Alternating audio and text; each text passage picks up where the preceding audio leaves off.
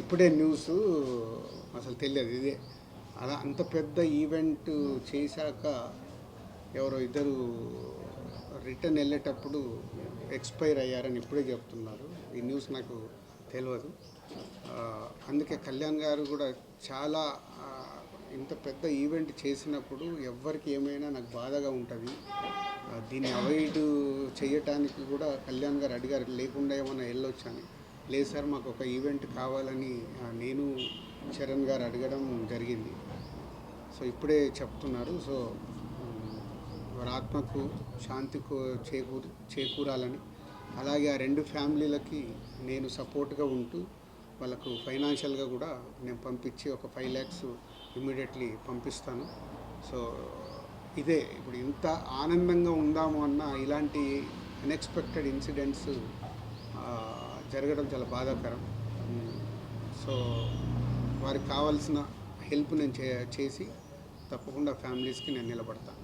Thank you sir. పక్కన పెడితే ఇంత టెన్షన్లో కూడా సంక్రాంతికి వస్తున్న ఈవెంట్లో ప్రెస్ మీట్లో చాలా జోష్గా కనిపిస్తూ ఆడియన్స్కి సేవ చేసే ప్రయత్నం చేస్తూనే ఉన్నారు. ఇంత ఒత్తిడిలో కూడా మీరు సినిమాని ప్రేక్షకులకు తీసుకువెళ్ళడానికి మీకు మోటివేషన్ దాకా చెప్పారు పవన్ కళ్యాణ్ గారు. సో ఆ ఫోర్స్ కాకుండా ఇంకేముంది? నాకు అదే మెయిన్. అంటే మనకు ఎలా ఉంటుంది, మార్నింగ్ లేస్తాము, రాత్రి పడుకునే వరకు ప్రతి ఒక్కరి లైఫ్లో ఒక ఎనర్జీ కావాలి. ఆ ఎనర్జీ ఫ్యామిలీ ఇస్తుంది, పిల్లలు ఇస్తారు, స్నేహితులు ఇస్తారు, మన ప్రొఫెషన్ ఇస్తుంది. ఆ ప్రొఫెషన్ని నేను అన్నిటితో పాటు ఆ ప్రొఫెషన్ ఎక్కువ లవ్ చేసి ఐ వాంట్ కమ్ బ్యాక్. నేను ఎందుకు సక్సెస్ పర్సంటేజ్ లాస్ట్ 5 yearsలో తగ్గిపోయిందనే దానికి సినిమాల మీద పనిచేస్తూ ఆ ఎనర్జీ తెచ్చుకుంటూ చేయడం.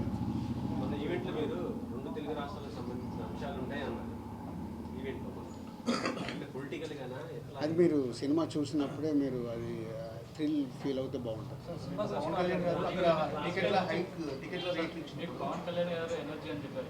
ఆయన స్టేజ్ మీద ఆయన పార్టీకి మీరు ఎనర్జీ అని చెప్పారు.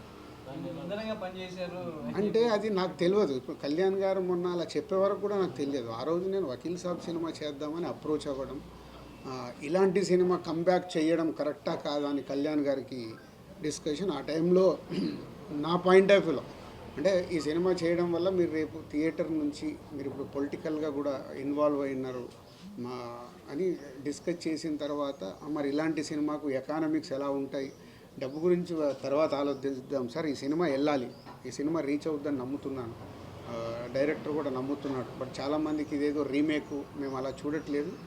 రీమేక్ సోల్ తీసుకున్న పవన్ కళ్యాణ్ గారి ద్వారా ఎలా చూపించాలి ఈ సినిమాని చూపిస్తామని ఆ రోజు కన్విన్స్ చేశాను. ఆయన నమ్మారు. దాని తర్వాత ఏదో ఫైనాన్షియల్గా మాట్లాడుకున్న తర్వాత ఓకే సార్ అని నేను వచ్చేసాను. నిన్న కళ్యాణ్ గారు అలా చెప్పే వరకు కూడా నాకు తెలియదు. ఆ రోజు ఆ సినిమా చేయడం వల్ల అది జనసేన పార్టీకి ఇంధనమైందని నాకు తెలియదు. అందుకే మీరు ఆ విజువల్ చూస్తే నాకు ఆ టీయర్స్ వచ్చేసాయి. ఏంటి నిజమా ఇదని. అంటే లైఫ్లో చాలా మూమెంట్స్ మనకు తెలియకుండా జరుగుతాయి. బట్ ఆ కళ్యాణ్ గారు అది గుర్తుపెట్టుకొని అలా చెప్పడం అనేది ఆయన కాళ్ళకు దండం పెట్టాలంతే. ఒక డిప్యూటీ సీఎం, ఒక లీడర్ అయింది, నా పార్టీకి ఇలా ఇంధనం అయింది అని అంటే ఇట్స్ ఎ గ్రేట్ థ్యాంక్ఫుల్. మామూలుగా అయితే ఎవరు చెప్పరు, ఎందుకు చెప్పారు. బట్ ఆయన అంత పబ్లిక్గా చెప్పాడంటే ఆ సినిమా నా పైన ఉన్నది, ఆ రోజు జరిగిన మూమెంట్కి ఆయనకు పాదాభివందనం.